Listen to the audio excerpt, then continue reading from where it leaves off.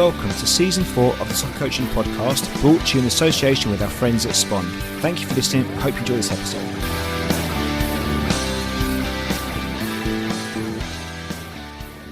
Hi Lee, welcome to the Soccer Coaching Podcast. Thank you so much for joining us. How are you? Yeah, not too bad. Thank you for having me. No, it's entirely our pleasure. I say it a lot on the episodes, but genuinely, this is another key topic that I'm really keen to talk about and discuss. And I know it's something you've looked at and looked into a bit. So your thoughts and ideas are going to be very welcome on this.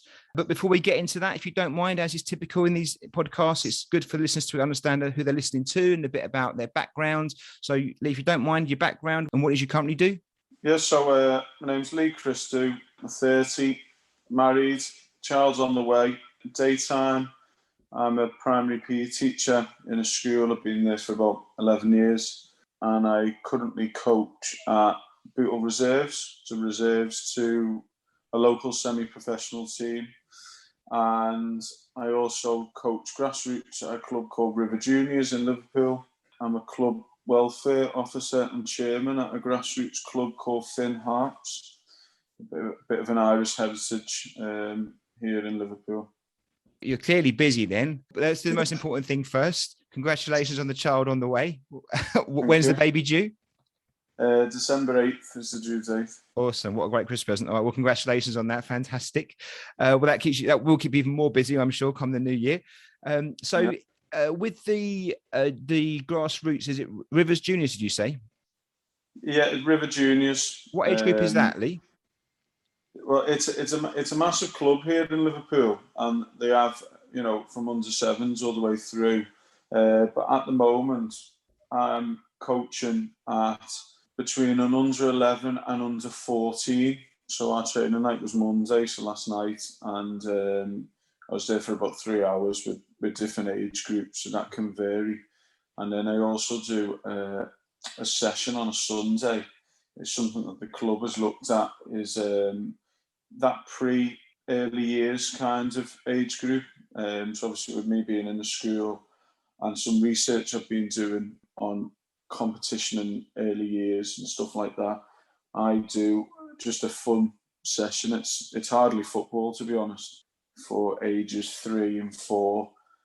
And then on the back of that, the clubs also realise that there's players in the city that really enjoy the game, but don't quite like the league structure and team and the politics behind it and just the environment. So River Juniors have decided to have River recreational, and they just basically turn up, get a bib on, have a game, and do bits and pieces in the middle. But it's a really nice environment to be in, to be fair. It's funny, Lee, because that's the kind of thing. I mean, you're young at 30. I'm a little bit older than that, but that's what we used to do as kids ourselves. We'd go over a park and we'd play football. And I know times have changed for lots of different reasons, but it doesn't happen so much now. And I think what you're seeing more clubs try and do, or just even the professional academies, try and create this kind of almost free play, kind of turn up, put a bib on and, just play some football and enjoy yourselves. And maybe not even football, just play some sport. And obviously what River Rec are doing there, it sounds like that's kind of in that premise where you're just trying to get kids out playing again, enjoying it without the nonsense that comes with some of this adult-fied kind of competition, which I know we're going to talk about in a bit. Does the primary PE teaching role help in this? I'm going to guess it probably does, but what's your take on it? Yeah, it does, and it hinders as well. I mean, I'm in the school from 8 till 4:30, and then if there's a football fixture, it's longer, and then you go from there and you go and do some more football. I mean, in the thick of it, and when it's piddling down in December, you do want to switch it up a little bit. But that's why, instead of me being involved in a team as such, I do those River Recs and the preschool sessions just to try and switch it up a bit. But in terms of understanding player development and physical and psychological aspects, yeah, it does help. I'm keen to do an episode. We won't cover it now because we've got enough to talk about in a minute anyway. But I'm keen to do an episode about the kind of the role of being a club chairman, because I've been around grassroots football for about 7 or 8 years now. I've spoke to lots of chairmen, and but I know it's a tough job. It's a tough gig, definitely, and they do a lot more, I think, than people realise that they actually do until you get behind the scenes and see what's going on. But how just briefly, how do you find the role of being a club chairman? It's to be honest, if there's anyone from finance listening, my role as a chairman is quite relaxed, and I say you've completely killed the myth there. These are hardworking men and women that do all these hours. You just ruined it for them all. No, I tell you why. Is because finance is quite a small club, and what we've decided is, to make you football any better than what it is, you've got to have these team managers qualified. We can't. So the difference between us and FinArts is that each manager, I think but one actually, who's doing the coaching badges, were previously coaches before and worked in a coaching environment. So as the chairman, to umbrella those managers, that they're actually like members of staff, so they take on their own responsibilities. I would say the treasurer, the structure of the club, the treasurer and the secretary probably do a lot more, especially with that whole game system at the minute. I think every time I log on to Twitter, I just see complaints about the whole game system. Yeah. So in terms of that side, I don't have to do all that. Okay. You've got a good team there. Yeah, and luckily the coaches at FinArts are pretty good, and we've got some good people. But yeah, there's a lot of chairmen out there who maybe more so when they've got their own grounds and clubhouse and stuff like that are more heavily involved.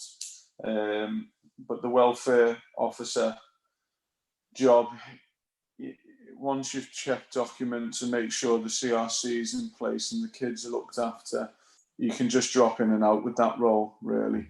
You make a couple of good points there, Lee, because we won't go into too much now because I want to cover this other topic in more detail. But one of the challenges, I think, if you're going to run a club is just to try and recruit right, isn't it? Surely if you can get the right people in charge of the teams, whether that's parents or coaches, whatever way you set your clubs up, I mean, that's going to kill or manage probably 8% of your workload if you've got the right people leading these teams with the right philosophy. And when I say the right philosophy, I'm not saying necessarily what I think the right philosophy is, but just a philosophy that your club agrees with and you're on the same page. That must certainly help. And with the welfare side of things, if you set things up right again and you do your due diligence up front and you get it right, then you shouldn't have to spend hours and hours doing this stuff if you start off right. I do think one of the issues some clubs have is they don't get that bit right from the outset, and then they spend a lot of time almost trying to firefight afterwards. But it sounds like you guys have got it sorted out there and are doing a good job, so well done. Yeah, hopefully. See what the parents and players say, really. Yeah. Right. Okay, brilliant. Well, thank you for that. It does help to understand, a bit about the person who's on the episode, but also in addition, just kind of what it is you do. I guess it's also like how and why you do it. So my second question is really about, how you describe your coaching philosophy or game principles. And I know this is a hard question to answer. I'm not talking necessarily about like, a way of playing football necessarily. It's more about, how do you approach a coaching session and what's important to you? Yeah, I was thinking more on this. I think people's philosophy changes. Well, it should change anyway from when you started to the progress and pathway to whatever coach you are now. I sat down last night and I think I screwed up about 15 bits of paper of what actually in words is it, and coming away from how you actually play to principles and philosophy, because it's two totally different things. So I just come up with a little phrase: to develop players to play with confidence and to empower them to be positively critical. That was my philosophy, because I was thinking, I coach from, I say coach, I put on a session for preschool. I'm not going to say I coach preschool. I've got the grassroots and then the open age reserves team, Bootle reserves. And I think that fits in with all of those age groups, because as the top end with the developing players, we're a reserve team, so that is our job, is to develop players for a pathway into the first team. And to play with confidence would be for the younger age groups and everyone really, and then to empower them to be positively critical. Because when we say to players, "Oh, what could you do better there?" or what, they're very negative on themselves and they take it so personal. But to be positively critical and just, I've critiqued what I've done and I've analysed what I've done, and this is how I'm going to do it, and I'm going to go and do it. You know, there's a massive different psychological aspect there. You know, I'm not going to sit a 3-year-old down and say, what could you do better there? But, we could keep the positive vibe going and things like that there. So, I mean, it's not a massive philosophy, but it's just a couple of words to do together. I love that, Lee, for a few reasons. First of all, it's to the point, and I think you're dead right. When you start writing these things down, you write chapter and verse at first, don't you? And then you kind of think, well, hold on a minute, that's just too much. How do I kind of put this in 1 or 2 sentences, which you've managed to do, which is not easy. But also, the first thing that shouts out at me is it's player-centered. So it's not about you or the team, it's about the player, which I think is obviously a great starting point for any coach. Think about the player first.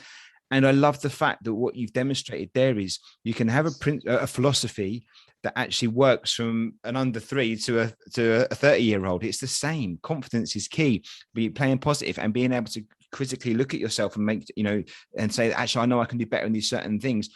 Kids can do that as well as adults. Obviously, kids can do it if you create the right environment. It hasn't got to be a negative thing. That can be a positive thing too, right?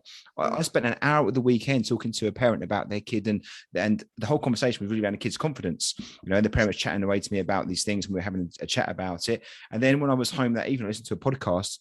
It was analysing the Premier League, and it was talking about some of the teams in the Premier League, and they were speaking pretty much entirely around confidence. And it just shows you that, you can have these same conversations talking about an under 10s player as well as you can about a professional player that's, at the elite pinnacle of their career. So I think it's a great philosophy, Lee, and well done for summarising something up. And I guess part of that is the fact that because your spectrum of coaching covers from very little to open age, you've got to have a broader look at it, right? And have the ability to kind of see it on a bigger scale, which you've definitely done there. If we were going to come and watch one of your sessions, and given the fact you coach so broadly, let's take maybe the under 11s to under 14s. If I was going to observe last night's session, what might it have looked like? I wouldn't have observed last night's session anyway. I suppose what it'll always include is it's game related. So we always have a match at the beginning. We'll always have a match at the end.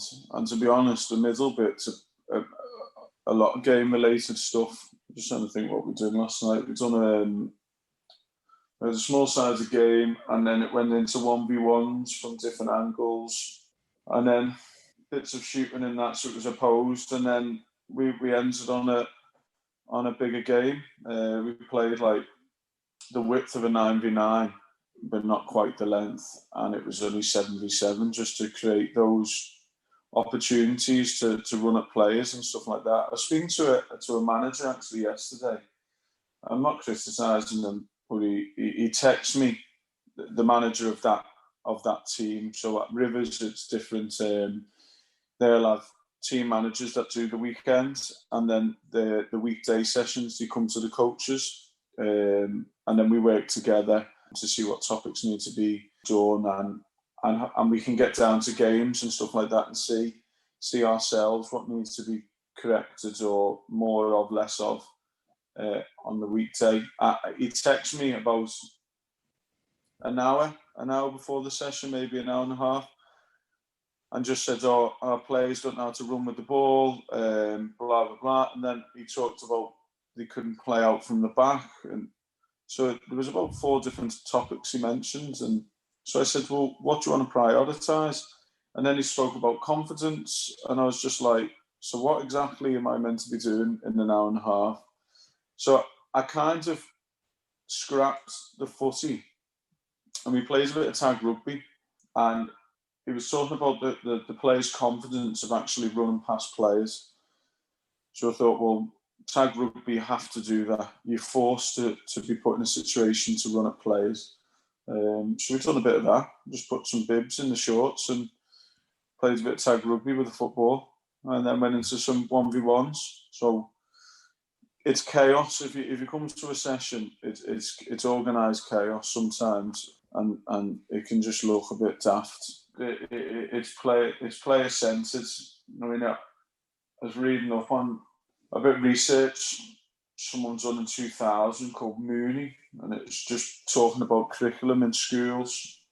They suggest that children's interests should be the basis of curriculum planning, and everything should be planned around what that child is interested in and needs before the educators or coaches start putting any plans together. And I thought that's right, really.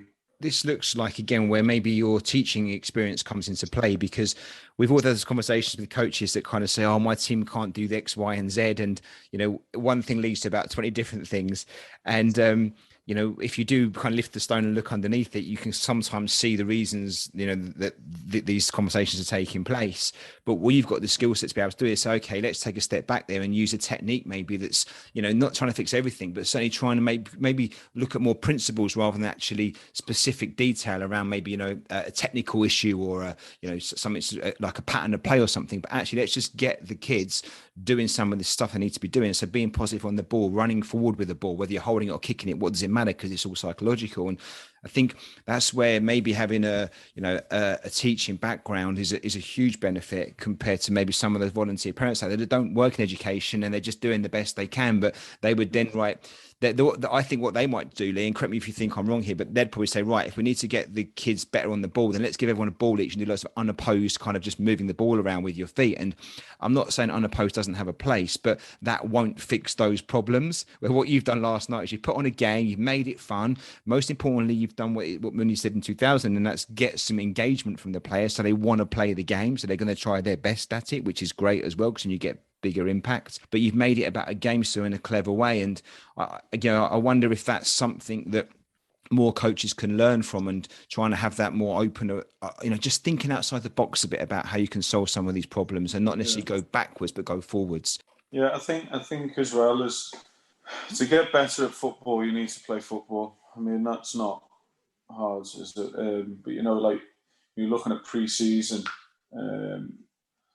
and there's some madness out there. There's some mad Twitter videos and whatever of some hill runs and let's get on the beach and go up sand dunes, and there's a place for it if there's been careful planning and the children, the players aren't children, and ultimately they need to play more football to get better. But you do need to strip it back and say, well, if I do A, it will help the process of the player.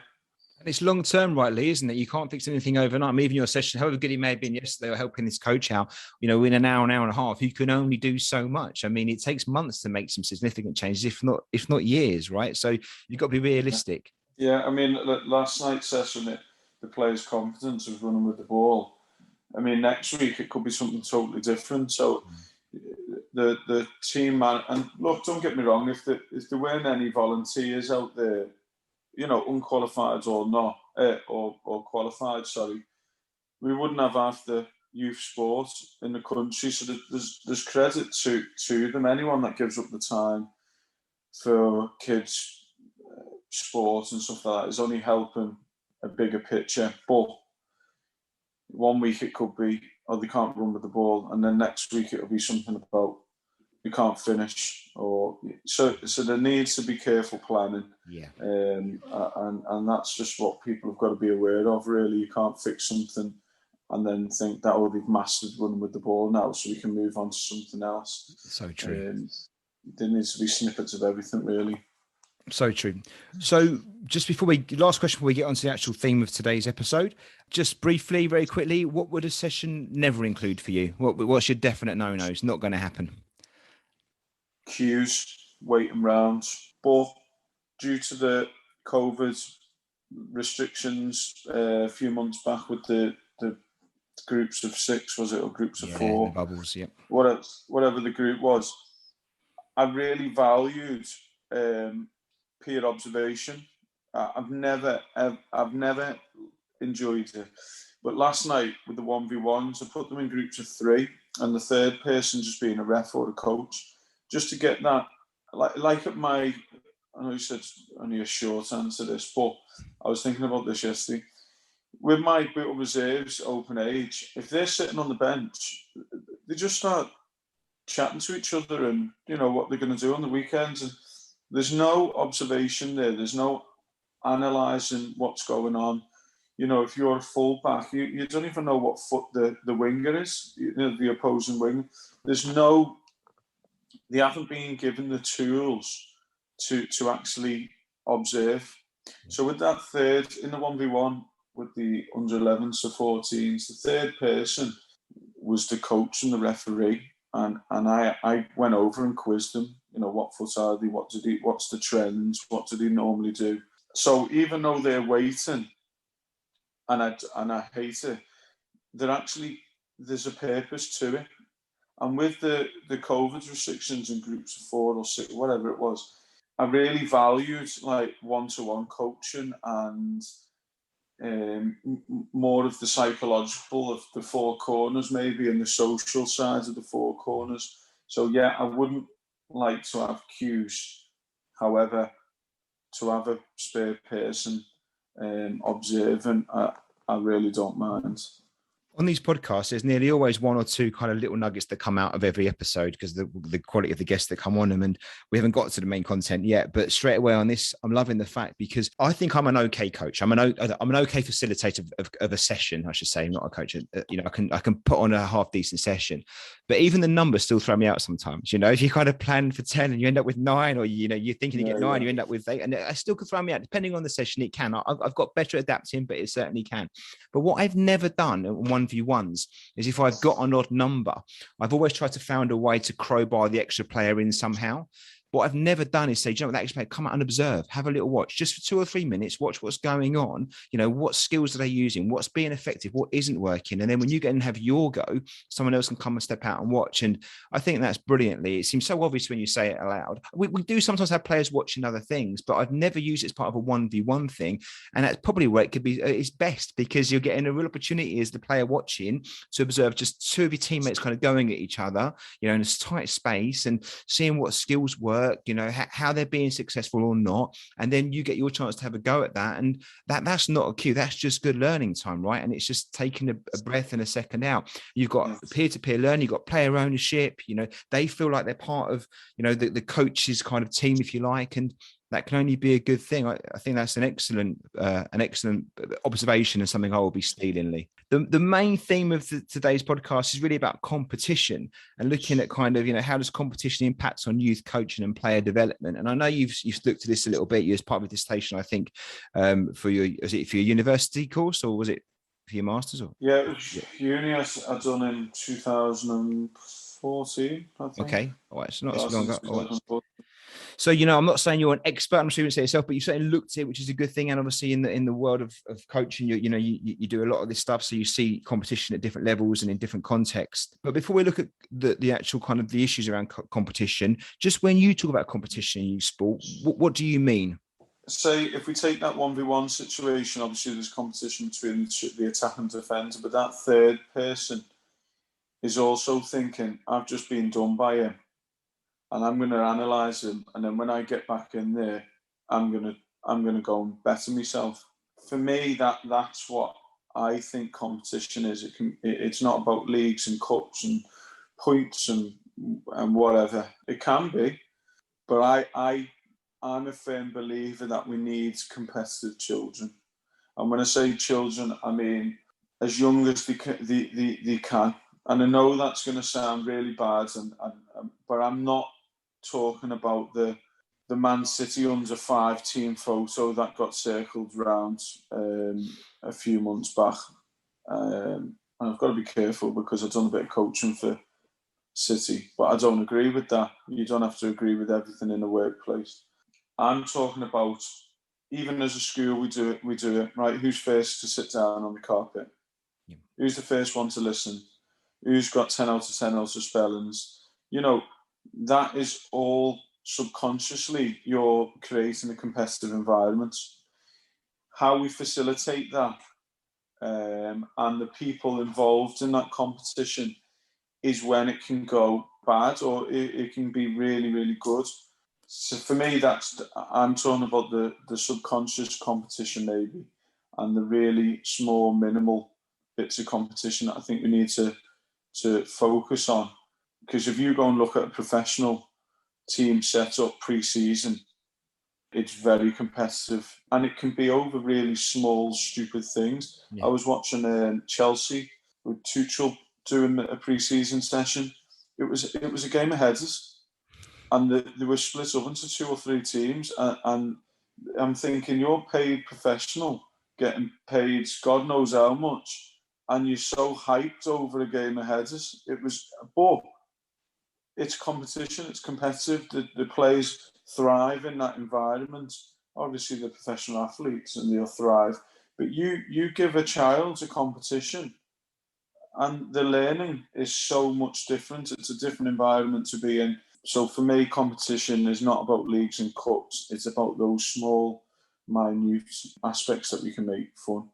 In what ways do you think competition impacts on youth coaching and player development?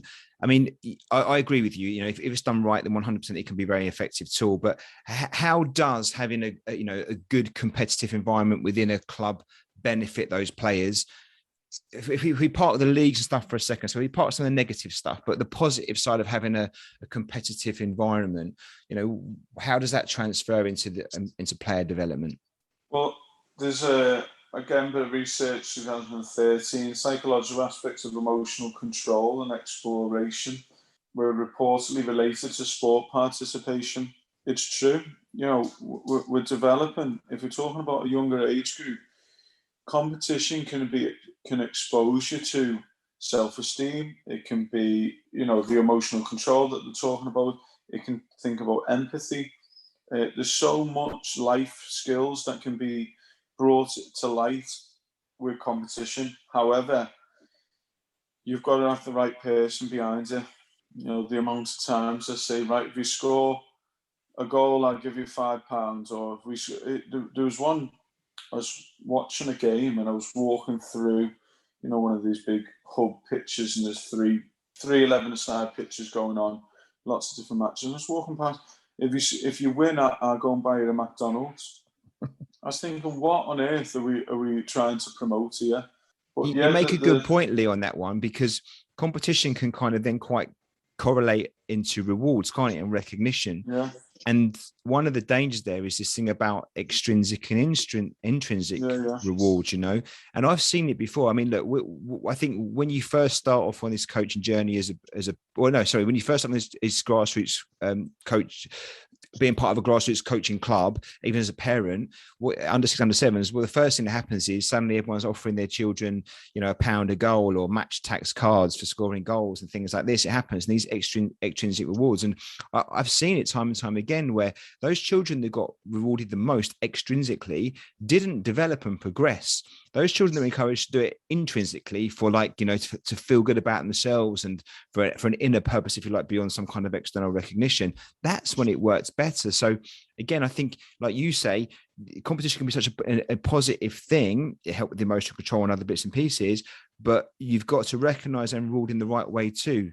Yeah, 100%. You've got to really love what you're doing to improve, haven't you? If we wake up and go to work one day, we're feeling a bit down and we can't really be bothered. Your performance in work is low. You've got to love what you're doing. You've got to be intrinsically motivated. You've got to want it. And it's the same in youth sport, whether it's football or, whatever it is. They've got to see a bigger picture, really. Lee, in your research you did, and this is maybe a tricky question, so I apologize in advance for throwing it at you just off the cuff like this, but did it mention or did you talk about anything to do with players that maybe weren't particularly competitive? So we've all had them, I think, when you've been around grassroots football long enough, and they're not bad kids and they're not bad necessarily bad players, but they're just not bothered about competition at that moment in time. And is there an answer to that, or is it something that's been discussed in part of your dissertation? Yeah, it's when the competition has a negative effect on someone's early experience. There's social sides of football. If we're just talking about football and negativity towards competition and whatever, socially, football is a really not very nice place to be in, because everyone has, 90%, especially in England, have experienced football, whether they played it, watched it. So everyone's got an opinion. Everyone's got an experience, and they just assume that your child, if you're a parent to a child, is going to have that same really fun experience or really nice, or when I was a lad, I won the League Cup. Yeah, brilliant. But your kid is a totally different person, with a totally different personality, with different interests. So if they are exposed to a lot, but it's not very good, their chances of being a healthy adult or a healthy adolescent and to have a healthy lifestyle is going to be really cut short, in my opinion, I think, anyway. I remember reading something a while back. I was just checking if I got it right or not. That the word you probably know this, but the word competition comes from the Latin for competere. I think I'm saying that right, which basically means to strive for together. So it's about your point about, competition really isn't an issue. That's how, I guess the Roman soldiers used to get better at what they did, because they would compete against one another to get better, to be able to go and do what they needed to do.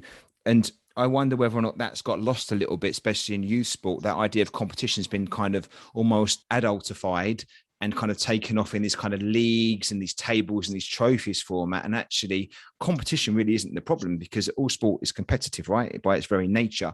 But then competition suddenly moves into this winning and losing kind of thing. And then that's where the issues really start. Is that part of what you covered as part of your research as well, how winning and losing impacts on competition? And does that move the goalposts then? And is that where some of these problems come from? Yeah, I think the conclusion of the research basically is competition is more positive than negative. However, the negative can be really bad. With the research, I done a really competitive, I think it was like a basketball variation competition with the classes, and at the end of the class, they drew a picture of what they think competition looks like, or any experience that they've had and whatever. And it can be a bit of a bias situation there, because if you're emotionally immature as a child and you've just lost that competition, you're going to draw, or you may draw a picture that's really negative. However, your past experiences are really positive. But that was the bit that I wanted to capture, that instant reaction to winning or losing in a competition, or how you just felt. And there was a picture drew by a year 5, so he's 9 or 10, so emotionally mature, or coming into it, should have been exposed to a lot of competitions. And he drew a picture of a small figure. If I get it, I'll send it over. A small figure and 2 larger figures on the side of a pitch or whatever, and with speech bubbles. And one of the speech bubbles actually says, I don't know where it from where, because I haven't got it up, was basically a really negative comment. Now, that child never brought a PE. I was in the school for 2.5 years. That child never brought a PE kit in for months. And it was due to that experience. He just switched off, couldn't be bothered, didn't bring his kit in. And at the time, whoever delivered PE just basically, if you never had a kit, sit out. when I was introduced to the school, that rule just got scrapped. He done PE regardless, as long as he's safe in whatever he's wearing, he's doing PE. And actually understanding why he never joined in was based on a competition. It was a dodgeball tournament, if I think it was right. And the I shouldn't really say it really, but a member of staff then, who was high up in that school, actually blamed him for losing the competition. Yeah. And it really he just wasn't interested then, really. There's two things there. I mean, you said at the beginning of that story that child be emotionally intelligent, but often it's the adults as well that need to have some. Yeah. When competition comes into it, and again, I'm not trying to be critical. I'm honestly not, because it is emotional sport. I do understand that, but unfortunately, I think sometimes the adults also get caught up in it too much, and they don't set a great example, and they let their own emotions get involved. And again, that competition, I don't think is the issue. I see all the positives in it. In fact, I think if you don't have competition in your training sessions and encourage your players to embrace competition and how to win and lose and try their best, then you're going to struggle, I believe. But the problem becomes when it gets kind of either misunderstood by the children or misused by the adults. And your story is it's a bit horrific, because that's one example, in a school environment where, often schools are great at managing these things, so they understand how it works. But if you can get it wrong in a school environment, which I understand would happen sometimes, it's going to be very easy to get it wrong out in the grassroots space when you've got lots of volunteers that don't do this for a living. They're just, they've got full-time jobs, they're doing their best, they've got limited time, and yet they're in this world of what is competition and they don't know how to manage it. And how many kids have had the same experience that young lad had, and every week you may not see them necessarily quitting the teams because they're probably not allowed to, because mum and dad won't have that. So they still got to turn up. But, what they do is they put the kit on and try and look like they're interested, but they're just not. And then you get, why isn't little Billy or little Susie trying her best? Well, because of something happened, maybe you're not aware of it, but something that's just impacted on them, and they may recover over a bit of time. But I think that's quite anecdotal of what goes on, unfortunately, quite a lot, quite often, which is a bit of a shame. And in that particular school, it's a qualified adult. Who should understand the impact of words and body language, and it's just massive. It'd be very interesting to see now that child's in high school, whether he participates in PE, enjoys sports, and does things in the extracurriculum. I hope he does. It'd be interesting to see. And it does show you, and again, I'm not pointing fingers, but it shows you for qualified adult who kind of almost, is in this world for a living can get it wrong. And we've all made mistakes. I do understand that. But then it's understandable that those not qualified that don't work in this space, don't know about education and pedagogy and, all the stuff about creating learning environments, why they may struggle with this. Because suddenly you've got, a bunch, maybe you've got 10 or 12 kids, you've got 10 or 12 sets of parents, you're in a league, you've never really coached before. You might have done a coaching badge, which basically just lets you kind of administer a team rather than anything else, and suddenly you've got all these pressures. You might have played 25 years ago, but things have changed since then, or you'd hope they've changed since then. So let's, before we kind of look onto some solutions, then, what do you think are some of the issues with competition in youth sport, and particularly in youth football? We've touched on, I think, with the leagues, things like that, but what do you think are some of the problems around it? And then we'll come on to the consequences. Where does it go wrong with competition? Just the people who facilitate it, really. We can't blame the children.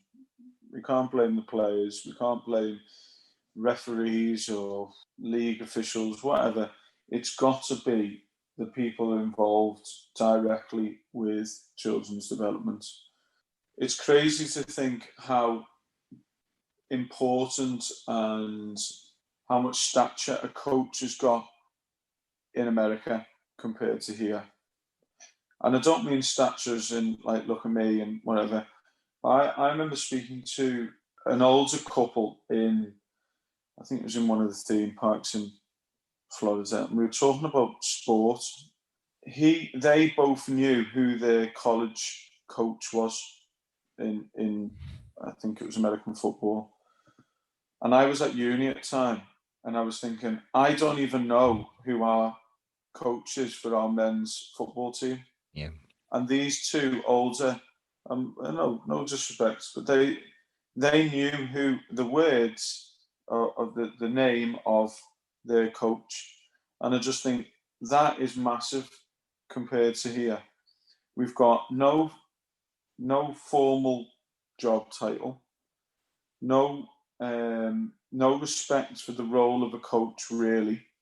I know we say it, but it's not formal, and no real importance. However, when you switch on the news, everything's about obesity rates and the lack of physical activity children are doing, and what. There's not even a formal job title of a primary PE teacher. It's needed and it's necessary, but it's up to the role of the head teacher to say whether they want to formalise that and match a pay structure to it, and whether they actually need a qualification really to be in that school. And I think if that's, a much bigger picture, but it's got to have a top-bottom effect. We've got to make the coach's role and job an actual job. And then these grassroots coaches and volunteers that might have done level 1 as a tick box effect for the whole game system and the FA and whatever else, there's an actual pathway. And for them to want to learn, why would you want to learn more? To go and get a bag of 10 footies and the cones and bibs, if there's no real need to do anything more. And I think once you formalise the role of a coach, you'll get more interest in qualified coaches to help deliver this youth sport. That's and opportunities as well. It'd be great if the Premier League clubs, and I know they do once a year, it would be great if we could have the real good grassroots coaches. So we've got scouts that recruit players. It'd be great if there was someone somewhere that actually recruited coaches and say, you know what, that coach there for the Dog and Duck, Dog and Duck FC, he's actually really good, or she's actually really good there. Why don't we bring her in? Even if it was just the foundation or the community part of the club, and just shadowed the coach and develop them and give them a real experience and opportunity to actually do more. And I know clubs might, but I don't think they do it all year. And I've never seen coaches go through a pathway like that. But you've got to beg professional clubs to actually be involved, and then you look down on and you're not in the right clique. And if we're going to develop coaches to make a more professional environment for youth sport, it's got to come from the top down, really. There's too much finger pointing at the volunteer grassroots coaches to do more than what's ever expected out of them. And that without any support, really, isn't it? I mean, besides maybe what clubs can give them through the chairman and the systems in place there, through the support they get. And I know people do their best to try and do what they can. But when you're talking about volunteer coaches that got limited time and things, if you've got an opportunity to come and do a webinar or a seminar with your local chairman, and you've got a busy week at work, it may not be your priority. If you've got an opportunity to do a coaching session with maybe your local professional club, and the coach is going to come down there kind of all your way for pro and that, and they've got the badge talks, however wrong that may be, they're probably going to turn up for that, aren't they? So you think that like the badge talks to the players when they're looking at scouting and taking on some of these players to join their academy system, it talks to the coaches too, doesn't it? So I think that, we've spoke about it before on podcasts where, I've managed, fortunately, to meet some really nice coaches at some professional clubs, but I've been proactive in that. I've gone out and I've approached and I've sent messages and I've asked, and yes, they've been accommodating once they've gone there, but it hasn't been proactive the other way. Clubs have never come to us and said, look, can we do a session for your players? Can we help? Can we see what's going on? Can we be involved? And what a great way to kind of market themselves and advertise themselves to the players as well if they're looking to recruit, especially that foundation phase where we know it's such a hotbed of desperate to get those players into their academies. I don't know whether or not, I guess it's just logistically a bit challenging, where the desire's there to really want to do that. It doesn't feel like it is, to be honest with you, Lee. No, from a business side though, it's great because you're gonna get the younger or older male or female coaches that have really got, we're talking about intrinsic again. We're talking about coaches being motivators, but who motivates the motivator? Yeah. And that's the intrinsic, isn't it? If you've got a grassroots coach who loves it, really enjoys what they're doing, they're doing some reading on it, they're watching videos, when they've got a spare 10 minutes, and they're doing their daytime job. Yeah. That's the coach that you need involved in youth sport. Yeah. I'm not saying I'm a great coach. I mean, there's better coaches than me, and when I was on the UEFA B course, I really struggled to achieve it. Eventually I did, but I know that I'll put some time into it to make whatever that last night's session was that little bit better. And we need more people like that involved in youth sport, 100%. And I think from a business side, as a club, it would be great, because you're going to get these coaches that you don't even have to go and advertise for and necessarily have to pay straight away. So you mentioned about doing UEFA B there, and I'm just a little touching on the coach education pathway. And from your experience, how much of that coach education spoke about competition and how to use competition effectively? I mean, I've done some badges and stuff, and I would say it didn't play a big part in that. There was some really good stuff, don't get me wrong, but it didn't really talk about competition. And the way I've managed to look at competition and learn and try and use it effectively and stay away from some nonsense has been organic, where I've made mistakes on the way, but I've kind of learned as I've gone, which isn't the best way of doing things. But I wonder, from your experience, was it similar, or was there more information around how you manage competition, particularly with the foundational YDP phase kind of players, those younger players? I think, from my opinion, not so much my experience, from my opinion, I think the FA are worried to highlight competition, especially in them younger ages, because there is some lunatics around the grassroots world. And I think by putting a spotlight on it might emphasise the bad rather than the good. I know that sounds stupid, because you should put a spotlight on an area that's having an effect on it and make it better. But I do think if we spoke about it more, it might actually hinder. I don't know, that's just my opinion. My experience on coach education to do with competition is very minimal.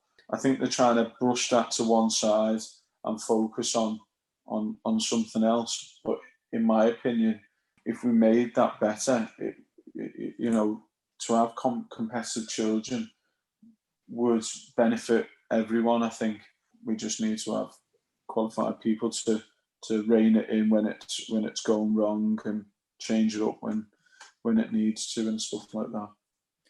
In my opinion, Lee, the whole world of competition in grassroots football, the pinnacle of its worst side, if you like, and let's accept there are some good sides, and things do work well sometimes, but the worst side I see is particularly in the league systems.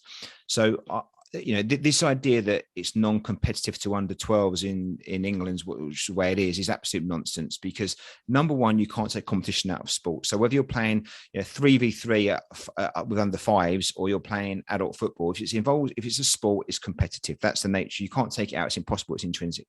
So competition is the wrong word. It's the focus on winning and losing, I think, becomes the issue. When it becomes you're focused on winning, that's when I see coaches making bad choices in relation to the players they've got in development.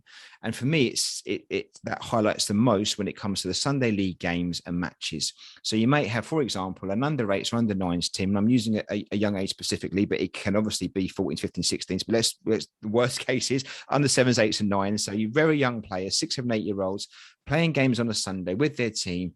And I've seen it. I think most people have seen this. You've got coaches arguing with each other. You've got parents shouting at the referees. You've got players shouting at the referees. We've even had fights. We've even had people being threatened to be stabbed and all these kind of things. This goes on at a very young age, grassroots Sunday league football. And that's the nasty side of it. And this isn't one incident every 3 or 4 years. This happens, not for our team on a weekly basis, but it happens on a weekly basis across the country 100%. And for our team, probably 2 or 3 times every phase, so every 3 or 4 months, you get those teams that are a bit more aggressive and it means a bit much. And the parents aren't quite, on board with the development. They want the result.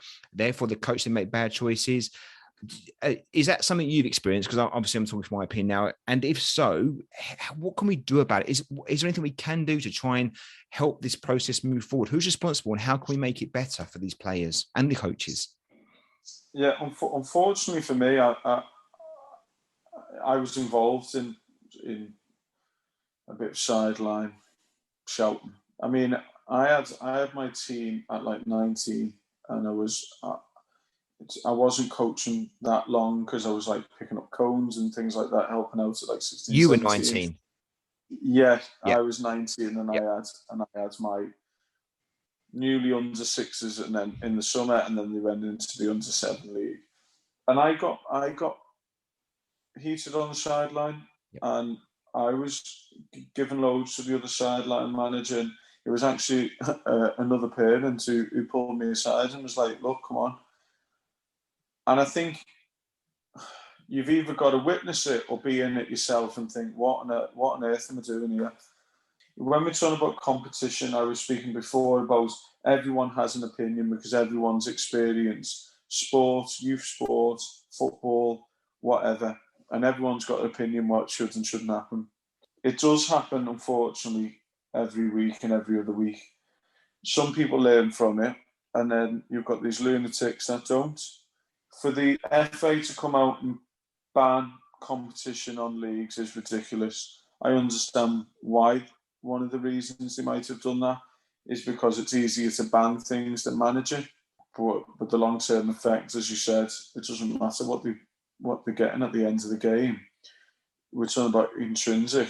If they want to win, they're going to win, whether they get a cup at the end or not. That's just a nice reward to show, look what you've done. Kids turn up on a game.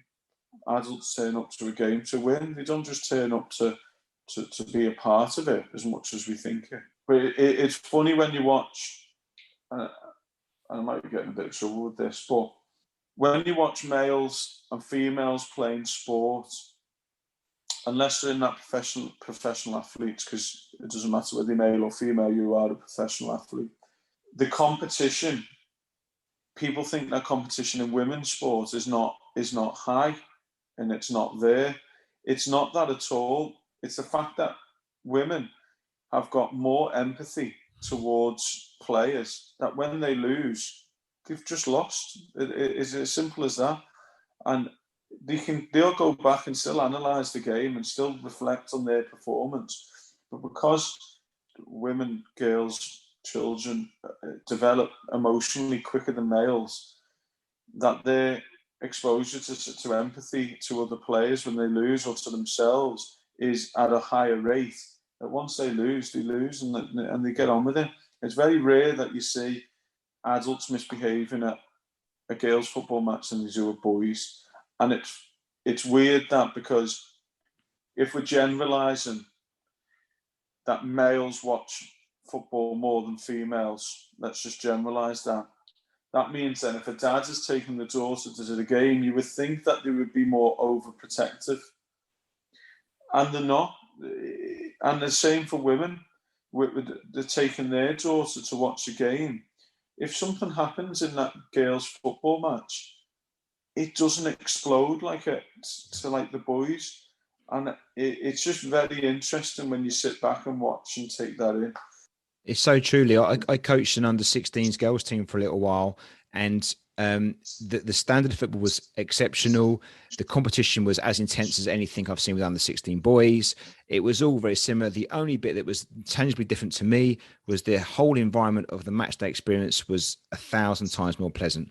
It just, maybe I was lucky with this one team with the situation, but there wasn't the nonsense. There wasn't the intensity. Everything else was as good as the boys' football. And it's a generalization. I totally understand that, but it just didn't have the nonsense attached to it like the boys' football did. It was just much more pleasant as a coach to be involved in, as a parent, and I think for the players as well. Although the girls wouldn't necessarily have known what it's like for the boys, they'd not been in. Thank God they're not in that situation. My slight worry, though, Lee, if I'm honest, is there's a danger that because the girls' football is evolving so quickly and it's doing so well and the numbers are picking up so much that it may only be a matter of time to it's the same as the boys, and it ends up being this with regards to the nonsense that goes around it. I mean, and I wonder if that's the slope that they're on. I really hope they're not, and I hope it doesn't go that way. And I hope the boys' football moves more towards the girls is with regards to the environment, generalising.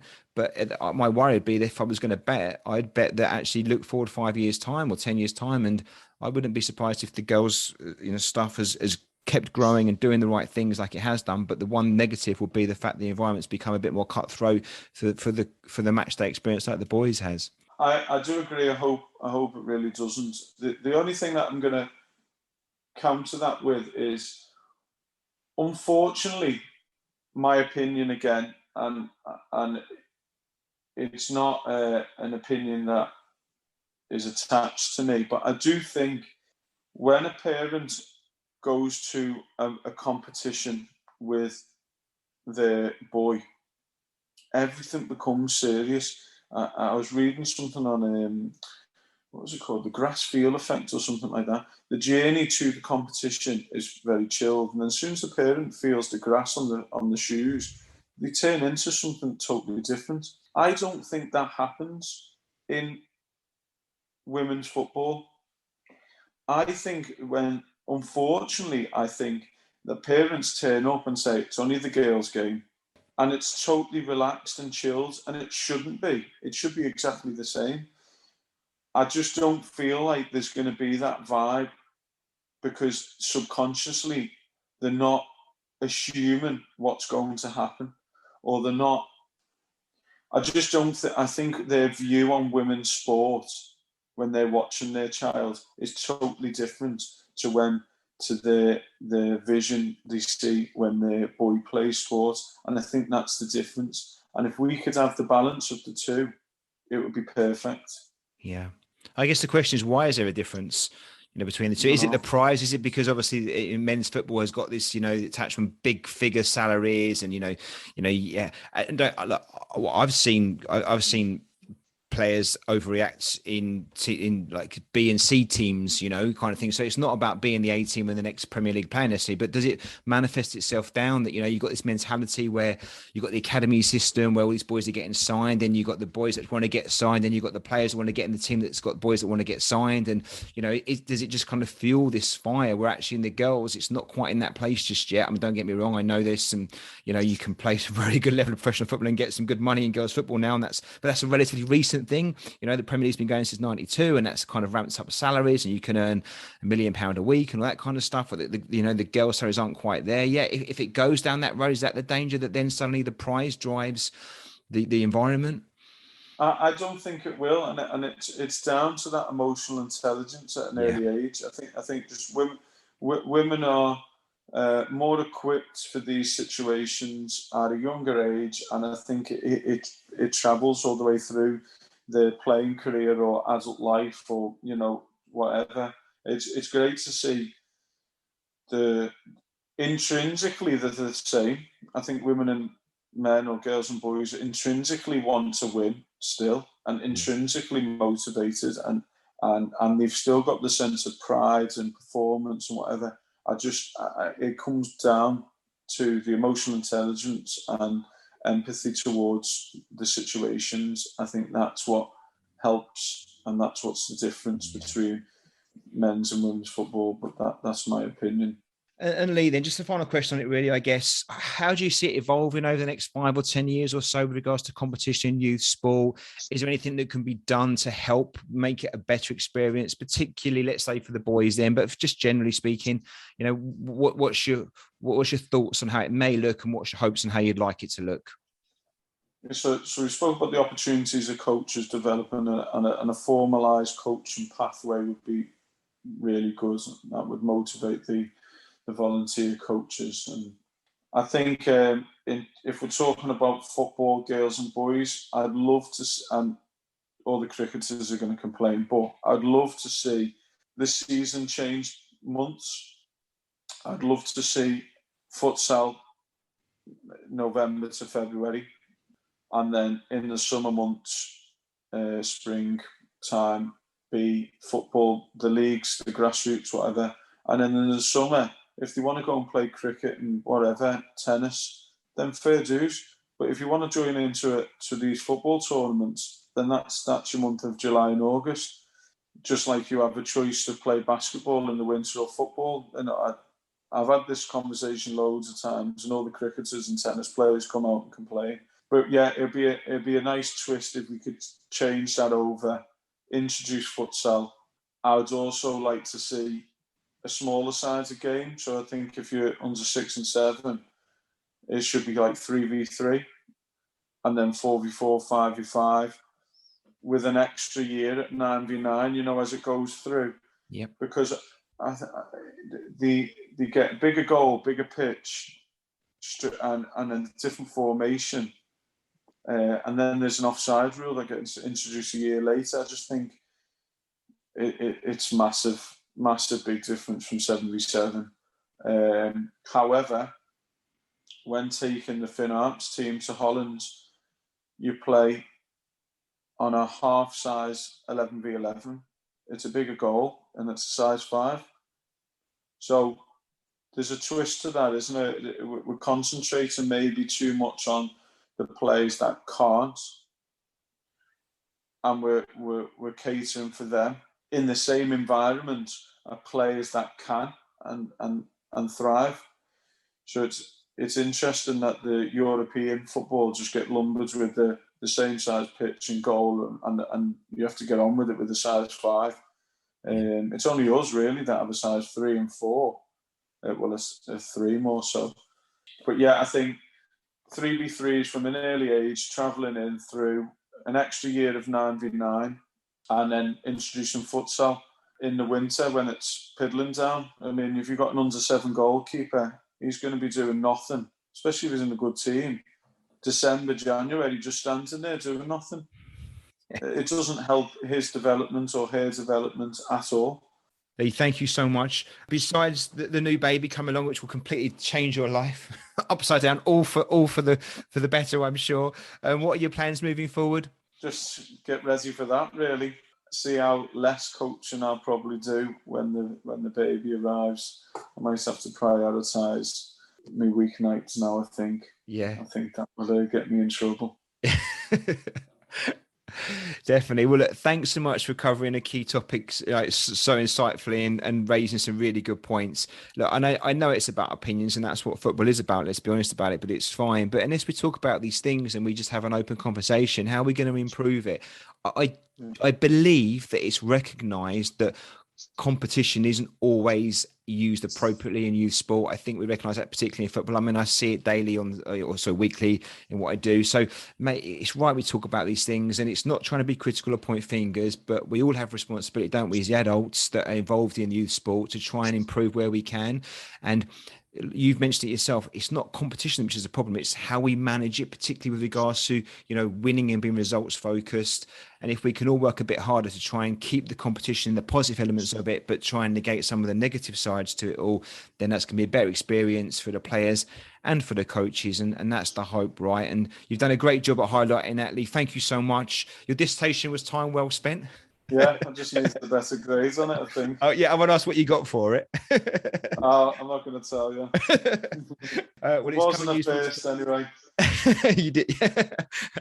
You did brilliant. Look, thank you so much. We could talk about so many more topics, being a chairman, player rotation, the league structure. There's loads of things we could cover. So if you ever fancy a chat about something else, again, Lee, the door's always open. Please just let us know, and we'll have you back on any time that suits you. No, thanks for having me. Best of luck with the baby. Okay, thank you. Cheers, Lee. Cheers. This episode is brought to you in association with our friends at Spond. Spond takes all the hassle out of organising any group event and is ideal for coaches and managers when dealing with the administration of their teams. We've been using the Spond app for about 2 seasons now, and it's been a superb help in removing the hurdles so we can spend more time doing the things that we love. Spond works across any device and allows you to share files, create polls, schedules, manage events, attendances, make payments, send group and private messages, and it even syncs across with your calendar. For more information on Spond or this episode, please see the show notes. Thank you for listening, and we hope you enjoyed the episode.